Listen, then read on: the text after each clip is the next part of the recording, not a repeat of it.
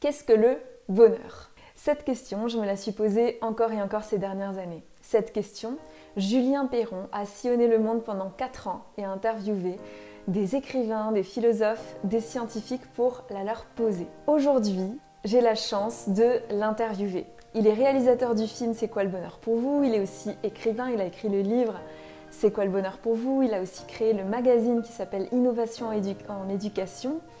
Il organise des événements où il est conférencier. J'ai identifié très tôt, en fait, c'est quoi mes besoins, tu vois, c'est Ouais. quoi mes réservoirs d'énergie, en gros, que j'ai besoin de combler pour être Mm. bien, en fait, pour être bien dans ma tête, bien dans mon corps. Et entre autres, oui, comme toi, moi, c'est la nature. Et donc, bah, j'essaye un maximum et je fais du mieux que je peux. Moi, je considère qu'il y a à peu près 6 mois de l'année, en gros, où je suis en vadrouille un peu partout dans le monde. Et je Mm. suis notamment dans cette logique-là, justement, en étant en vadrouille parce que ça fait partie de mes réservoirs Mm. bah, d'être bien, en fait, tu vois, d'être bien dans ma tête, bien dans mon corps. Et ça me permet beaucoup plus d'agir, justement, de mettre en place beaucoup de choses et d'être dans le faire, en fait, comme tu dis, quoi. Mais si je faisais pas ça, ça serait impossible. Je pourrais pas faire tout ce que je Ouais. fais.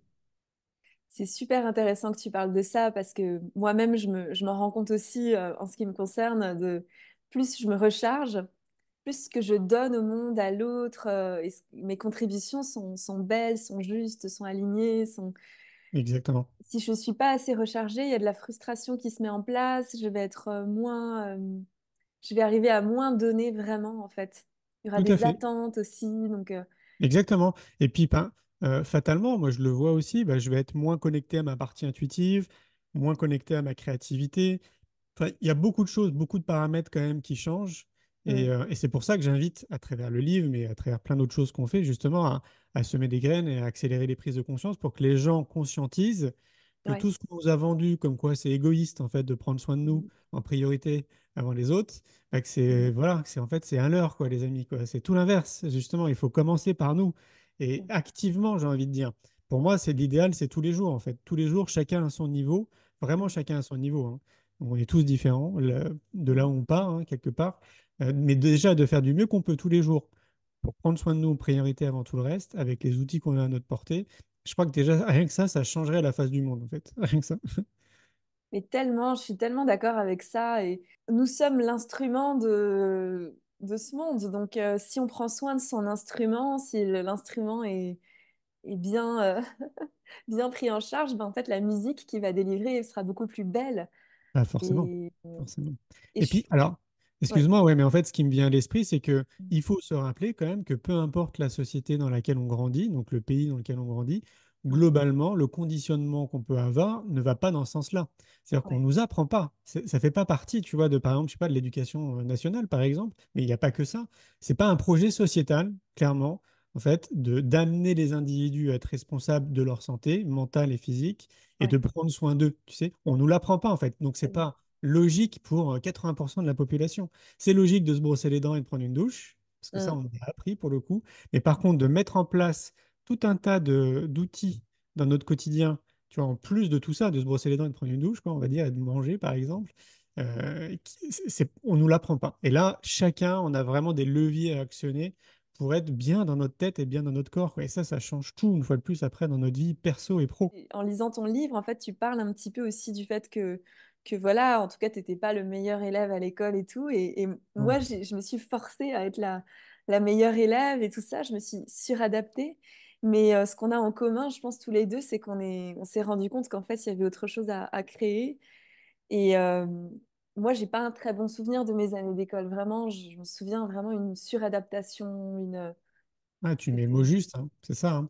C'est que globalement, je pense que ça demande beaucoup d'efforts pour la plupart d'entre nous, Mm, de nous adapter en fait aux attentes, pour le coup, de l'école et donc de l'éducation nationale, mais pas l'inverse. C'est-à-dire en fait qu'on ne s'adapte pas à nous, c'est à nous en fait en tant qu'individus, donc dès les bancs scolaires, de s'adapter en fait au système. Et donc forcément, bah, comme on est tous différents, bah, ça peut bloquer. Forcément. Moi, je suis dyslexique et dysorthographique, donc ça a bloqué, forcément. Et après, bah, tu as tous les, tu sais, les TDAH, les hypersensibles, les HPI, enfin tout ce que tu veux, là, toutes les personnes à qui on met des étiquettes différentes. ouais. Donc ça, pour eux aussi, c'est compliqué de s'adapter, forcément. Mais sans ces étiquettes, je pense, pour la globalité d'entre nous, je pense que c'est pas évident, en fait, de répondre à ça, parce que ne serait-ce que d'être assis toute la journée, Mm. à se forcer en fait, à retenir en fait. Rien que ça, c'est pas humain en fait. On le voit, il y a plein d'études qui le montrent. On n'est pas fait pour ça en fait. On a besoin d'avoir du mouvement par exemple dans notre vie Ouais. et encore plus pour apprendre. Donc tu vois, on est obligé de s'adapter à des choses qui nous conviennent pas, même j'ai envie de dire physiologiquement quelque part, quoi. Même physiologiquement, c'est tellement ça, quoi. On a besoin de mouvement, on a besoin de même de De rire, soleil, de de jouer. nature, de jeu, Ouais, tellement. c'est ça. Et puis il y a cette compétition aussi à l'école qui est tellement Il est délétère aussi. Et ça, c'est incroyable. Alors, Mm. le point positif, c'est que moi, comme je mets beaucoup d'énergie dans l'éducation, donc avec l'écosystème innovation en éducation, je vois en fait de manière transversale ce qui se passe avec le monde institutionnel et les gens qui sont autour. Et la bonne nouvelle, quand même, c'est que tout le monde va dans cette direction. Donc, tu vois, en fait, il faudra qu'on se refasse une interview dans 25 ans, une génération, grosso modo, et tu verrais en fait que le savoir-être et la connaissance de soi, là, dans les 25 prochaines années, ça va vraiment s'intégrer de plus en plus. Parce qu'on a capté en fait ça. Parce que les nouvelles générations le demandent, ils ont besoin aussi d'avoir du sens, beaucoup plus que notre génération à l'époque. Et donc la bonne nouvelle, oui, une fois de plus, c'est qu'on va dans cette direction. Donc haut les cœurs. Ouais, heureusement, je suis contente. Et puis c'est bien qu'il y ait des gens comme toi qui agissent aussi vers ça, quoi, vers ce nouveau modèle, ce Paradigme. nouveau monde, ce nouveau paradigme. On en a C'est ça. besoin. Mais bien sûr, et on est des millions, faut le rappeler quand même, parce que tu vois, les Mm, médias ne parlent pas de tout ça, de ces acteurs comme toi, comme moi, on est des mm, millions de personnes à essayer, tu vois, chacun comme on peut, en fait, à notre niveau, bah, d'accélérer les prises de conscience, d'inspirer les gens, de leur changer le regard, en fait, sur la vie, sur eux-mêmes. On est des millions de personnes, et je crois qu'il y a peu de gens, en fait, qui le disent. Moi, ça fait partie de ma vie, parce que je suis né dans une famille où on parlait de tout ça, tu vois. mm. Et déjà, en 45 ans, comme je voyage beaucoup, je vois plein de choses dans plein de pays, ne serait-ce qu'en France. C'est fou, en fait, toutes les personnes qui se mobilisent. C'est beaucoup plus qu'on l'imagine. Ouais. Ouais, Et d'ailleurs, il y a une question que j'ai eu envie de te poser en lisant le début de ton livre. Tu parlais du fait que tu avais vécu dans un petit appartement et voilà, tu en parles ouvertement, que vous étiez tous dans un même espace. Est-ce que ouais, ça a été difficile à vivre ou pas tant que ça finalement? J'ai aussi lu que tu as dû à un moment passer par la case d'être sans domicile fixe. Moi, oui. personnellement, je trouve ça très inspirant de voir parfois d'où viennent les gens. Parce Ok. qu'aujourd'hui, on te voit et tu as, ton entreprise et tu vois, tu apportes vraiment qui tu es et tout. Mais moi, quand j'ai lu ça, je me suis dit, waouh, c'est quelque chose que je connaissais pas de toi, hein, même si on s'est Ok. rencontrés déjà. Et je me Ouais. dis, waouh, c'est en quoi c'est. Ouais, comment tu as vécu ces expériences, en quoi elles t'ont forgé, qu'est-ce que tu en as retiré. Voilà. Hmm.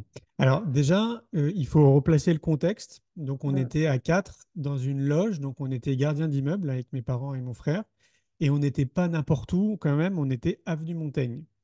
Avenue Ok. Montaigne, pour ceux qui connaissent pas, c'est l'une des plus belles avenues du monde, d'après ce qu'on dit. En tout cas, c'est l'une des plus belles avenues de Paris, au moins déjà. Et c'est là où on retrouve Christian Dior, l'hôtel le plus connu dans le monde, le Plaza Athénée. À l'époque, il y avait les locaux de France 2. Enfin voilà, il y a Mm. des milliardaires, des millionnaires qui habitent là-dedans. Dans notre immeuble, il n'y avait que des milliardaires d'ailleurs. Donc Waouh. le contexte est quand même particulier parce que nous, on était à 4 dans un 40 mètres carrés. Mm. Les toilettes, elles étaient dans une cour. Donc, ça veut dire, je te laisse imaginer en hiver, quand tu as envie de faire pipi derrière la cour. Et notre douche, elle était dans un placard dans les escaliers de service au deuxième étage. Donc c'est Waouh. très particulier.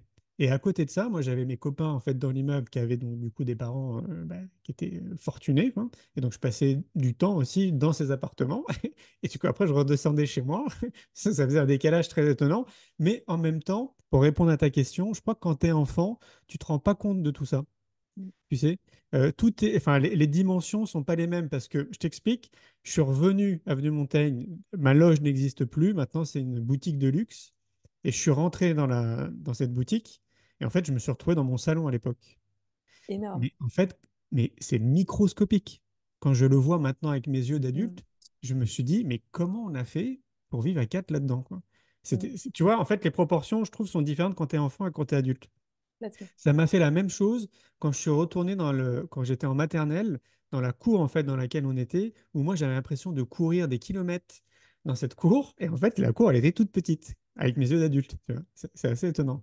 Et donc je l'ai vécu du coup avec ma vision d'enfant. Ça n'a pas été très traumatisant. En fait, ce qui était plutôt gênant, c'était le côté pragmatique. C'est-à-dire, je ne pouvais pas inviter des potes parce qu'on on n'avait pas de chambre. Mm. Tu vois, tous ces trucs où bah, si tu as envie d'inviter tes potes quand tu es enfant et de faire des trucs d'enfant, Bon, bah, Mm. moi, il ne pouvait pas rester dormir à la maison. Et si c'était le cas, mais plus tard, en fait, quand j'avais 18 ans, bah, en fait, ma mère, elle devait partir, quoi. Elle devait aller dormir chez une copine si on Mm. voulait être tranquille, quoi. Donc, mais ça, c'était pas trop déstabilisant. La partie SDF a été un peu déstabilisante, mais je dis un peu parce que ça a été un choix, entre guillemets. C'est-à-dire Mm. qu'on a été forcé, ma mère a été forcée de quitter son emploi de gardienne parce que, pour synthétiser, j'en parle dans mon livre, j'ai dû me battre en fait avec son ex-compagnon parce qu'il était en train de l'étrangler quand je Mm. suis arrivé. Et donc, bah, on s'est battu, je l'ai éjecté, je lui ai cassé un certain nombre de dents. Il y a eu des confrontations après parce qu'il a porté plainte contre moi. Et en fait, il nous a menacé d'acheter une arme à feu et de venir nous tuer, quoi. Ouais, Et ça donc, c'est. Et ouais, t'avais quel âge à ce moment-là? et ben, j'avais moins de 20 ans, donc c'était la vingtaine, on va dire, un truc comme ça. Et Mm. puis, bah, ma mère a eu peur, évidemment, parce qu'on a appris qu'il s'était évadé de l'hôpital Sainte-Anne. C'est quand même pas n'importe quoi. Enfin, tu vois, le mec était dérangé, quoi, en gros. Et donc voilà, elle a pris peur, elle a tout laissé sur place, elle a été chez mon frère. Mais mon frère venait d'avoir son premier enfant. Mm. Donc lui, il était tout jeune, il venait d'avoir son premier enfant. Ils étaient dans un appartement à Montrouge qui était quand même pas très grand. Donc moi, je voulais pas les embêter. Ouais. Je voulais pas aller chez mon père non plus, qui habite chez les Mazarin, et parce qu'il habite dans une banlieue, ça me plaisait pas. Donc moi, en fait, mon parti pris, c'était de dire, je ne veux déranger personne. Vous inquiétez pas, je vais me débrouiller. Je Ouais. vais trouver des solutions, j'irai dormir chez des potes, je vais me débrouiller, vous inquiétez pas. Je voulais pas rajouter, tu sais, un point en plus par rapport à la situation, en fait. Donc ça a été un choix. Et curieusement, c'était un moment de ma vie où je passais du temps avec des SDF, en fait. Ouais. Et je sais pas pourquoi, en fait. Je m'intéressais à eux, parfois je mangeais un bout de pizza avec eux, je sais pas. Génial. Je trouvais que peut-être c'était même comme une BA, tu sais, de discuter avec eux. Peut-être, je me disais Mm. peut-être dans mon fond intérieur que ça leur ferait du bien, tu vois. Et donc, et voilà, donc du coup, je me suis retrouvé dans cette situation. Et c'était en plein hiver, donc non, c'était pas funky, hein, c'est clair. Mais en même temps, j'ai appris tellement de choses pour répondre à ta question. Ouais.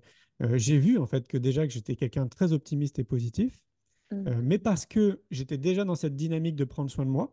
Ouais. Donc tous les jours, tu vois, j'avais compris qu'il fallait que je prenne soin de moi. Donc Génial. voilà. Euh, j'ai vu aussi fatalement dans les yeux en fait de ces personnes-là, Mm. tu sais, ils avaient les yeux éteints, ils n'avaient plus les yeux qui brillaient, tu sais, avec Ouais. l'espoir. Et ça, pour moi, ça a été assez choquant, en fait.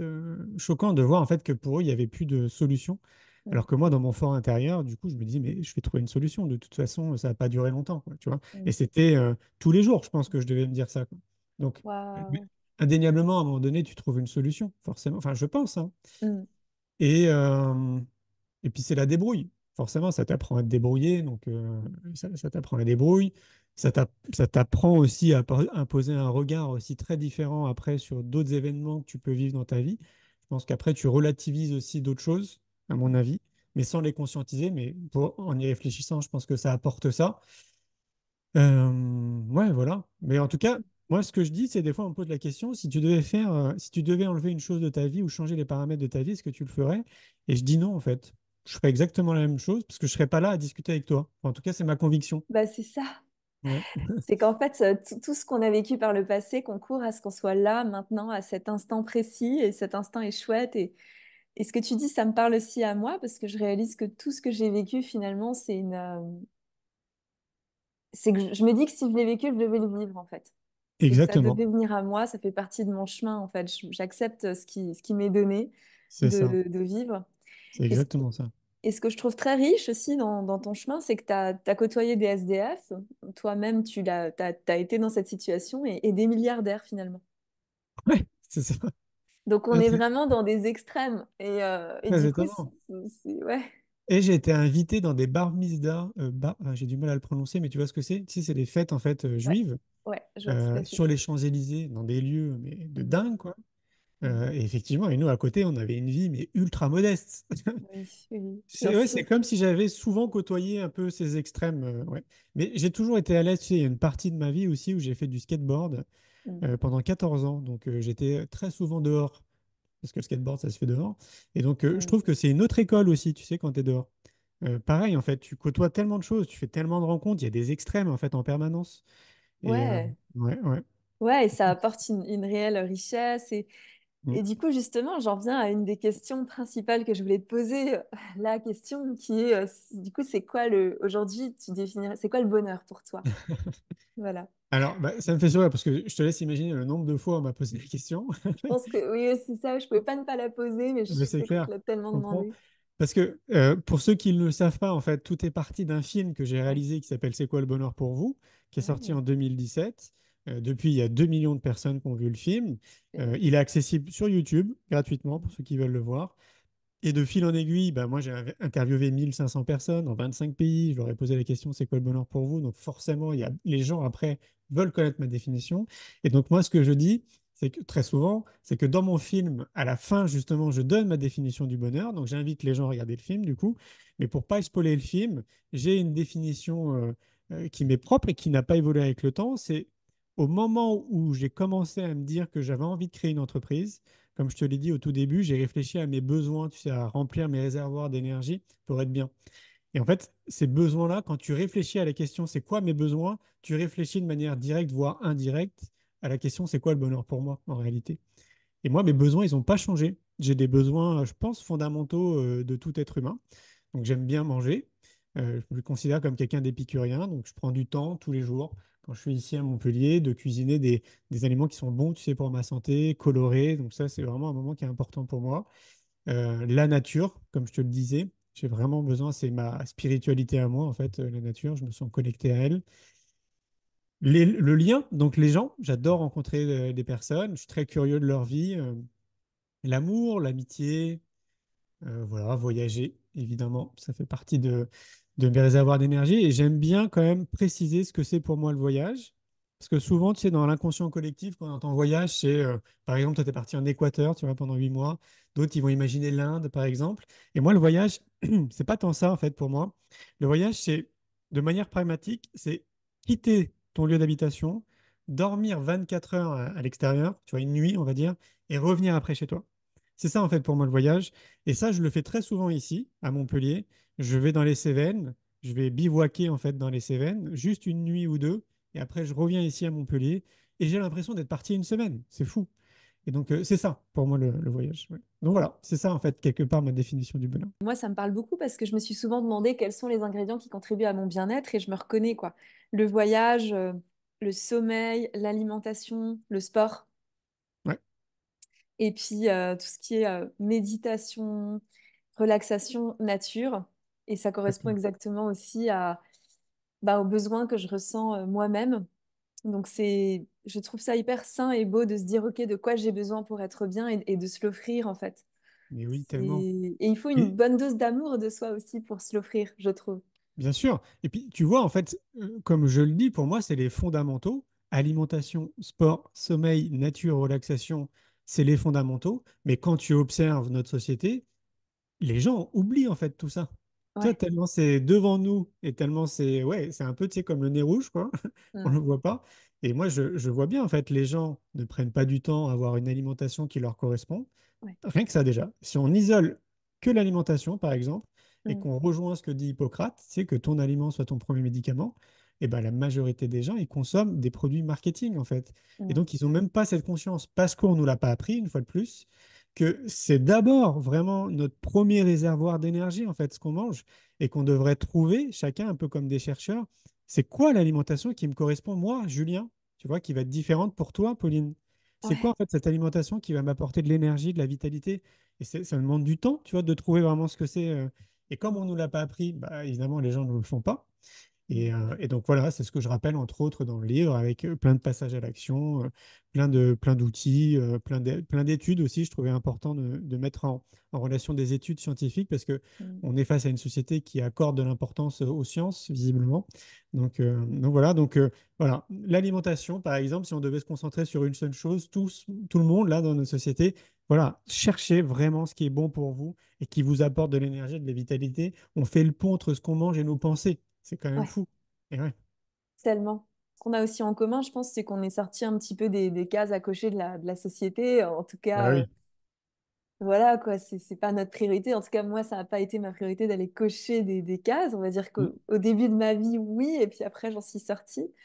Et toi, aujourd'hui, est-ce que voilà, comment tu te situes aussi par rapport à ça? Est-ce que tu te vois, par exemple, faire des enfants, avoir une grande maison, un chien, enfin, avec le côté famille? Voilà, c'est une question que je me posais par curiosité. Hmm. J'ose. Je pense que tu as déjà la réponse dans ton fort intérieur. Ben non, en fait, parce que moi j'ai réfléchi à tout ça, Mm. justement.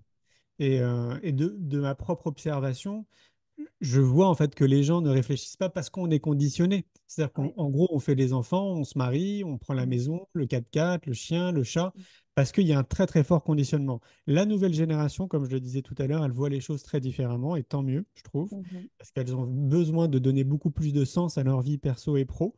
Donc ça c'est chouette, mais une grande partie de la population, c'est pas du tout ça, parce que euh, personne globalement met pause à un moment donné dans sa vie régulièrement pour prendre du recul et pour se poser des questions existentielles. Et moi, j'ai pris ce temps-là. Et je continue d'ailleurs tout le temps, en fait, à me remettre en question, à me poser des questions existentielles. Donc, les enfants, évidemment, j'ai réfléchi à tout ça. Il y a un moment de ma vie avec mon ex-compagne où elle, par exemple, elle allait avoir 40 ans. Ouais. Et donc, elle voulait qu'on fasse des enfants parce qu'elle allait avoir 40 ans. Et donc, je lui disais, ben non, en fait, on va pas faire des enfants parce que tu vas avoir 40 ans. C'est pas une raison, en fait, pour faire des enfants. Et Mhm. crois-moi que c'était pas évident, en fait, de lutter contre ça. Pas évident parce que tu as, un poids sociétal. Et je suis très content, tu vois, quelque part, d'avoir résisté, en fait, à ça. Ouais. Parce que ça, c'était le constat de base, mais il n'y avait pas que ça. Il y avait aussi nos situations personnelles, enfin, plein de paramètres qui me faisaient dire, moi, de manière pragmatique, non, excuse-moi, en fait, on n'est pas prêt en fait, à accueillir un enfant. Vraiment pas. Mm. Mais elle était poussée biologiquement par rapport à son âge, etc. Mm. Donc, ça a été, du coup, j'étais en plein là-dedans, tu vois, dans ces réflexions-là. Et puis après, tout le reste, non. Là, par exemple, moi, je suis propriétaire de mon appartement, Ouais. mais c'est assez récent. Parce qu'en fait, ça a été des concours de circonstances. En gros, l'ancien propriétaire voulait que je parte parce que lui voulait vendre l'appartement. Et moi, Mhm. je n'avais pas réfléchi à ça. Je ne voulais pas de propriétaire d'appartement parce que j'avais l'impression que tu avais des menottes, tu sais, quand tu étais propriétaire. Je voulais pas être Mm. dépendant, en fait, de quelque chose.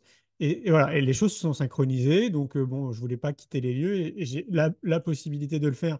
Du coup, bah, je l'ai fait. Mais sinon, Mm. moi, j'aurais jamais été propriétaire, par exemple, parce que je trouve que là encore, il y a un grand conditionnement sociétal par rapport à l'accès à la propriété, tu sais, pour beaucoup de Tellement. choses dans notre vie, quoi. Euh, Tellement. et ouais. Et donc voilà, moi je prends le temps et j'ai pris le temps de réfléchir à tous ces conditionnements. Et tu sais, Mm. alors là, je peux te le montrer, mais peut-être que les gens le verront. Et Mm. j'ai un tatouage ici, tu vois, Ouais. en fait, ça veut dire Prajna Vimukti. Ouais. C'est un état, en fait, hindouiste, bouddhiste. C'est un état qu'on aimerait atteindre, puisque je m'inclus dedans, qui est la Mm. liberté totale, en fait. C'est la liberté, c'est le rapprochement du cœur et de l'esprit, où on est dénoué de toute fausse philosophie. C'est-à-dire que je suis le maître à bord, je suis mon propre philosophe, d'accord? Donc, Mm. je vais adhérer probablement à des concepts. Par exemple, je me sens plus proche de la philosophie bouddhiste, mais il y a des choses ici sur lesquelles je suis pas forcément OK. Et donc, Mm. le Prajnavimutti, en fait, c'est ça. Et moi, ça me parle beaucoup. Tu sais, c'est une espèce d'équilibre. Ouais. Voilà. Et donc, du coup, quand tu réfléchis à tout ça, à un moment donné, tu vois, en fait, si tu as envie de donner des accords à ça ou à ça ou pas. Mm. Et moi, j'ai envie d'être mon propre capitaine de mon bateau et des... Tu vois ce que je veux dire? Ouais. Je suis dans un moment de vie où il y a cette expression que j'ai envie de donner, j'ai envie de me produire avant de me reproduire, C'est tu beau? vois? Ouais, Donc j'ai envie d'abord de comprendre qui je suis et de l'apporter au monde et de produire ce que j'ai à produire avant de reproduire. Donc si je reproduis maintenant et si je fais un enfant, il va falloir bien sûr l'élever. Mais d'abord j'ai envie de m'élever un peu moi-même parce que tu vois, je suis sortie d'un système, déjà ça a pris un certain temps. tu Et puis, m'étonnes. et puis aussi, je vois pas, enfin moi ça me gêne un peu cette pression qu'on a à se reproduire. Et je C'est trouve ça. ça tellement important de questionner tout ça en fait. Oui, Et puis oui, de trouver ses propres réponses, parce qu'il y a des gens, ça leur convient super bien, tu vois, et enfin, oui. j'en suis persuadée. Mais moi aujourd'hui, voilà, j'essaye aussi de m'extraire de tout ce qu'on m'a appris comme étant bien pour aller vers ma vérité.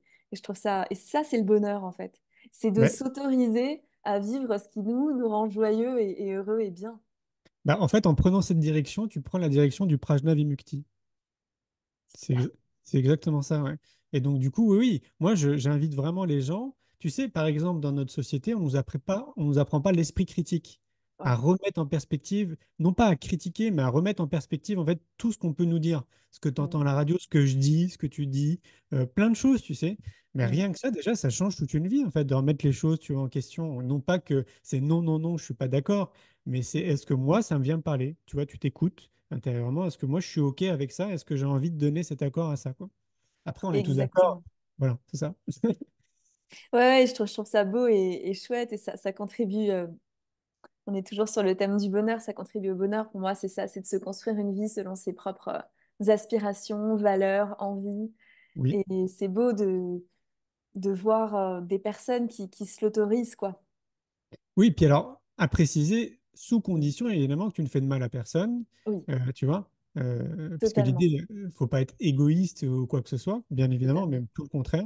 Mais totalement. oui, je crois que c'est vraiment important, et c'est pour ça, une fois de plus, que je mets beaucoup d'énergie dans l'éducation, parce que je me dis, Mm. si on commence le plus tôt possible auprès des humains, bah, à mon avis, on fait un beau cadeau à l'humanité. Ouais. Tellement. Et ouais, ouais, tu le dis bien, à condition de faire de mal à personne. Et moi, ce que je remarque, c'est que finalement, plus je prends soin de moi, naturellement, j'ai envie de prendre soin des gens, en fait. C'est quelque chose qui est... C'est C'est une ça. conséquence naturelle, en fait. C'est pas... C'est ça. Et puis tu inspires, en fait. Mm. C'est juste inspirant. Ce que tu dégages, en fait, ce que tu es, ce que tu Mm. dis, tout ça, en fait, tu Ça vois, se ressent. ouais, c'est ça. Ce qui me vient, c'est, tu sais, quand j'étais gamin, je suis tombé sur une citation que tu connais de Gandhi qui dit: Sois le changement que tu veux voir dans le monde. Je l'ai encadrée, elle me suit depuis que je suis gamin, elle est dans mon bureau, Mm. parce que je trouve que elle résume, mais vraiment un peu d'ailleurs l'échange qu'on vient d'avoir. C'est-à-dire que, tu sais, on parle quelque part de changement, en fait, tu vois, d'un nouveau paradigme, d'être différent, de prendre soin de soi. Mais en fait, Mm. il faut vraiment que les gens comprennent ça. C'est-à-dire que si tu veux que ton monde soit différent, donc que la société soit différente, mais il faut que ton monde intérieur, il faut que toi, en fait, tu sois différent et que tu changes. Ouais, Et ça marche que comme ça. En fait, s'il y a une clé à retenir de notre échange, en fait, c'est ça. C'est ouais, ça me si parle. tu veux que ça change autour de toi, commence-toi déjà par changer et donc d'incarner ce que tu as envie de voir, en fait, ce que tu attends de cette société. Et Ouais. ça, pour moi, c'est un beau message, mais qu'il faut incarner. C'est-à-dire qu'il faut, si Mm. les gens comprennent cérébralement, c'est génial. Maintenant, il faut passer à l'action. Faites le premier pas et après un autre pas, un autre pas, un autre pas, un peu comme la randonnée. Et au bout d'un moment donné, on y arrive. Merci beaucoup, Julien. C'est très inspirant. Avec Et joie. puis, je vais écrire dans la description, bien sûr, je vais mettre tes sites internet, là où on peut te trouver. Tu organises OK. un week-end aussi au mois d'août, en groupe, Oui, oui, oui. à Alors, Baud de ça va. l'Étoile. Waouh, ça va être génial, ça, c'est notre premier week-end. En fait, c'est venu du congrès C'est quoi le bonheur pour vous qu'on a organisé Mhm. en mois de novembre 2023 à Arcachon. Il y Ouais. avait 600 personnes, c'était génial. En fait, on a vécu un moment exceptionnel humainement parlant. Et dans nos réflexions, on s'est dit: Oh, c'est trop dommage en fait de rester là-dessus. Et donc, du coup, on propose un week-end pour moins de personnes. Il y a 148 Mhm. personnes max. Mais on reste tous dormir sur place dans un Waouh. hameau qui est magnifique. C'est le hameau de l'Étoile. C'est entouré que de verdure. Enfin, c'est sublime. Et donc, Mhm. l'idée, c'est avec David Tan, Alexandre Antonenko et moi, on propose des ateliers pour justement pour accompagner ce groupe de manière peut-être un peu plus éclairée ou éclairante, pour Mhm. vraiment leur donner des outils après dans leur vie du quotidien, quoi. Donc ça va être Mhm. chouette, ça va être une belle aventure humaine. Trop bien. Bon, bah, merci pour cet échange, Julien. C'était vraiment Merci, chouette. merci à toi.